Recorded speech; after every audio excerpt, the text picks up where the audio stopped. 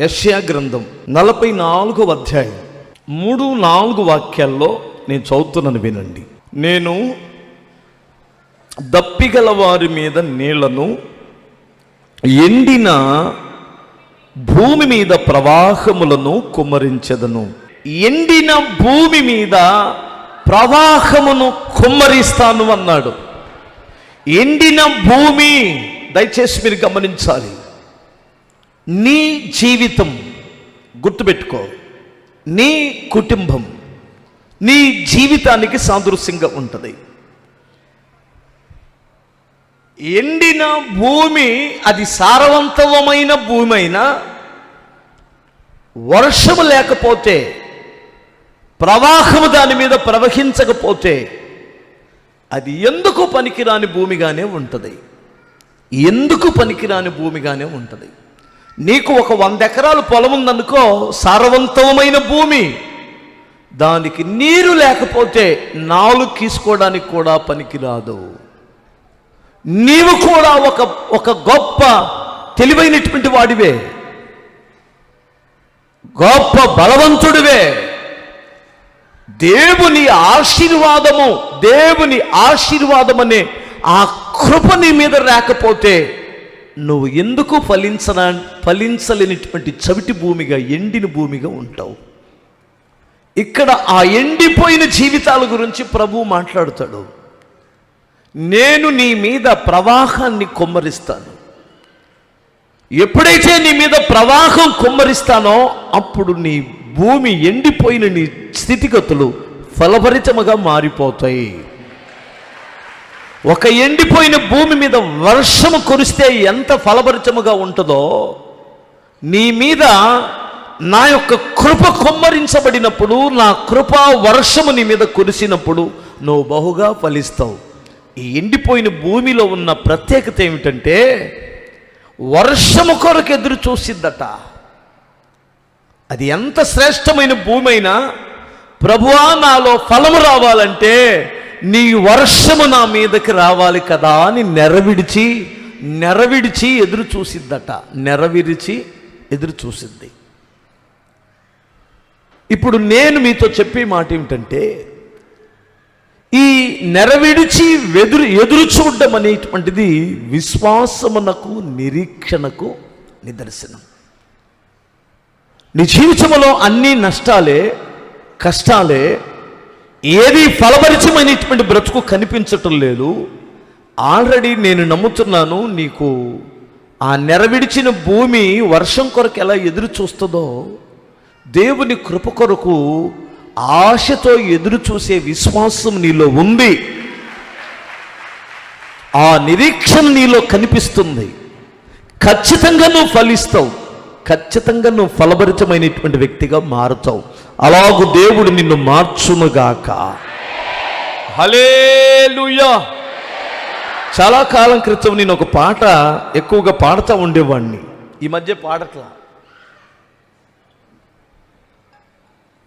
ఎండిన నేల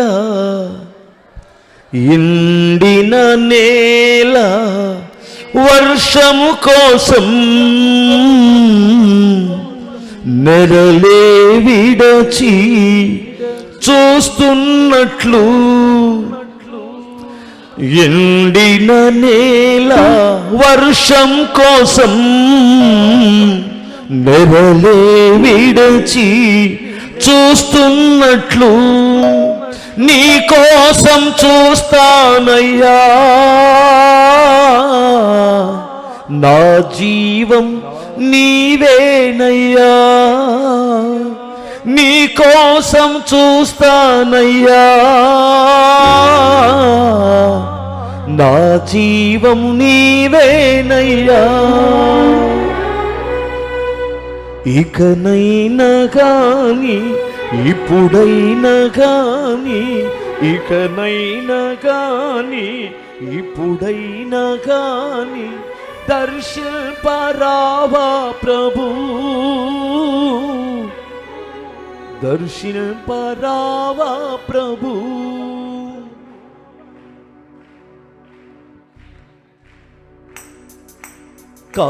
కావలివాడు కావలివాడు ఉదయము కోసం నువ్వ కలిగి చూస్తున్నట్లు, కావలివాడు ఉదయము కోసం మెలకువ కలిగి చూస్తున్నట్లు నీ కోసం చూస్తానయ్యా, నీవేనయ్యా, నీ కోసం చూస్తానయ్యా, నా ప్రాణము నీవేనయ్యా. ఇకనైనా కానీ ఇప్పుడైనా కానీ, ఇకనైనా కానీ ఇప్పుడైనా దర్శింపరావా ప్రభు, నన్ను దర్శింపరావా ప్రభు, దర్శింపరావా ప్రభు, దర్శింపరావా ప్రభు. హల్లెలూయా. ఈ వాగ్దానము నమ్ము, ఈ వాగ్దానము నమ్ము. ఎండిని నేల మీద నేను ప్రవాహము కురిపించినట్లు ఏ ఆశీర్వాదానికి నోసుకొని నీ జీవితంలో నేను కృపను కుమ్మరిస్తాను. అది దేవుని యొక్క వాగ్దానం. నిజముగా నువ్వు గమనిస్తే జాగ్రత్తగా నీ జీవితం ఫలభరితముగా ఉంటుంది. ఈ సంవత్సరములో నీ జీవితము ఫలభరితముగా ఉంటుంది. నీ జీవితం ఫలభరితముగా ఉంటుంది.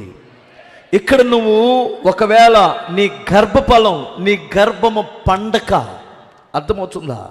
మనుషుల చేత నువ్వు ఒకవేళ విసర్జించబడిన దానివై కొన్నిసార్లు నీ ముఖం చూసి పెదాలు విరుస్తూ, మూతి తిప్పుతూ, కళ్ళు తిరగేస్తూ కనిపిస్తున్నప్పుడు నువ్వు కృంగిపోయావే, ఈ సంవత్సరం యేసు నామములో నీ గర్భఫలము పండుతుంది. ఫలభరితముగా దేవుడు మారుస్తునుగాక. హల్లెలూయా. నీ కుటుంబము నవ్వులు పాలవ్వకుండా, నీ కుటుంబం ఫలభరితముగా, ఎందుకంటే దేవుని కృప ఒక మనుషుడి మీద కురిసినప్పుడు, నేను చాలాసార్లు ఆ కృపా వర్షాన్ని గురించి నేను పాడిన సందర్భాలు ఉన్నాయి. హల్లెలూయా.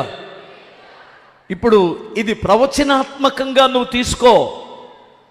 నీ కుటుంబాన్ని దేవుడు ఫలభరితముగా మారుస్తాడు, ఫలభరితముగా మారుస్తాడు. ఎంత సంపాదించినా నీ యొక్క ఆశీర్వాదం అడుగంటినట్లు కనిపిస్తుంది కదూ. నేను చెబుతున్నాను, యేసు క్రీస్తు శక్తి కలిగిన నామములో నీ కుటుంబాన్ని దేవుడు బహుగా దీవించమంటున్నాడు. ఒక ఎండిన భూమి మీద వర్షం పడినప్పుడు అది ఎంతగా ఫలిస్తుందో దానికి ఏ కృషి అవసరం లేదు.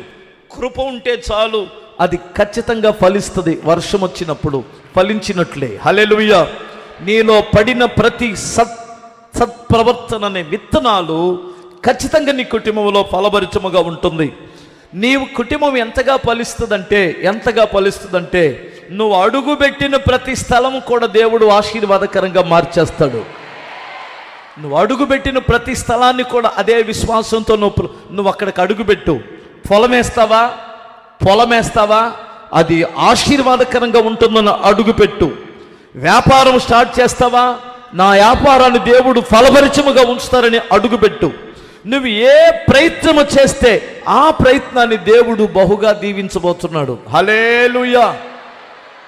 ప్రియులారా, మీరు గమనించాలి. నీ మైండ్ని, నీ ఆలోచనలను, సంకుచితమైనటువంటి ఆలోచనల నుండి బయటికి తీసుకొనిరా. విశాలమైనటువంటి హృదయంతో నువ్వు పని ప్రారంభించు. విశ్వాసముతో పని ప్రారంభించు. విశ్వాసముతో అడుగులై దేవుడు నిన్ను గొప్పగా దీవించబోతున్నాడు. ఇది ప్రభు చెబుతున్న మాట. ఎండిన భూమి మీద ప్రవాహము కుమ్మరించినట్లు నేను నా ఆశీర్వాదాన్ని నీ మీద కుమ్మరిస్తున్నాను. నీ జీవితం ఫలభరితముగా ఉంటుంది అంటాడు. హల్లెలూయా. నమ్మిన వారు ఒకసారి స్తోత్రం చెప్పండి. ఇంకొకసారి చెప్పండి. ఇస్సాకు ఇస్సాకు ఆ దేశములో ఉండి విత్తనమేసి అతడు 100 ఫలము పొందెను. యెహోవా అతనిని ఆశీర్వదించెను గనుక అతడు క్రమముగా అభివృద్ధి చెందెను. అలాంటి వాగ్దానము దేవుడు నీ జీవితంలో నెరవేర్చునుగాక. ఖచ్చితంగా కార్యము జరుగునుగాక. ఇక్కడ ఒక్క విషయాన్ని గమనించాలి.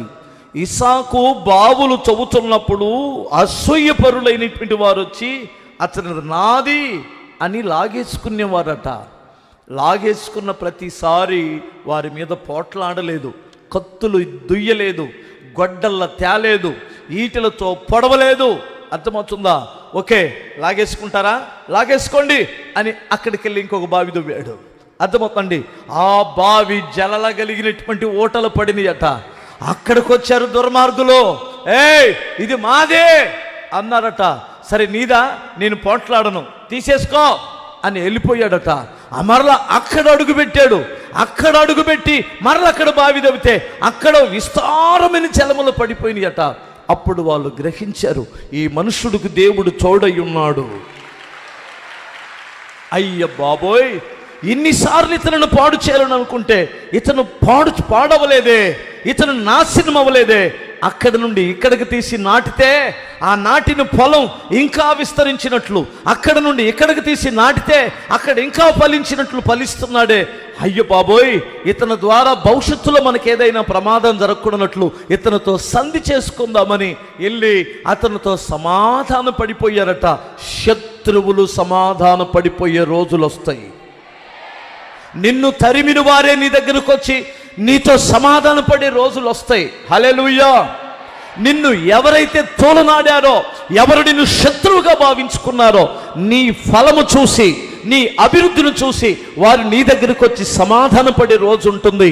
కానీ నీవు దేవుని మీద ఆధారపడి ఆశ కలిగి, ఓ దేవా నీవు నా మీద ఆశీర్వాదపు వర్షము కురిపించేంత వరకు నేను నీ కొరకు ఎదురు చూస్తున్నానని చెప్పు. ఆ కాలము వస్తుంది, నువ్వు బహుగా ఫలించబోతున్నావు. హల్లెలూయా. దేవుడు మిమ్మల్ని బహుగా దీవించునుగాక, నీ కన్నీటిని తొడుచునుగాక, సిగ్గుపడిన స్థలములో దేవుడు నేను కనపరుచునుగాక. నువ్వు అనుకుంటున్నావేమో, మా ఊరు నుంచి నేను సిగ్గుతో ఈ ఊరికి వచ్చాను, ఈ ఊరిలో నేను ఏమవుతానో, ఇక్కడ కూడా అవమానాలు పాలవుతానేమో, ఏంటి పరిస్థితి, నేను అక్కడ ఉండలేకపోయాను, ఆ మనుషుల మధ్యలో బ్రతకలేకపోయాను, వారి చూపులతో నేను ఉండలేకపోయాను అని ఇక్కడ దేవుడు నిన్ను ఫలభరితముగా చేయడానికి తీసుకొని వచ్చాడు. హల్లెలూయా.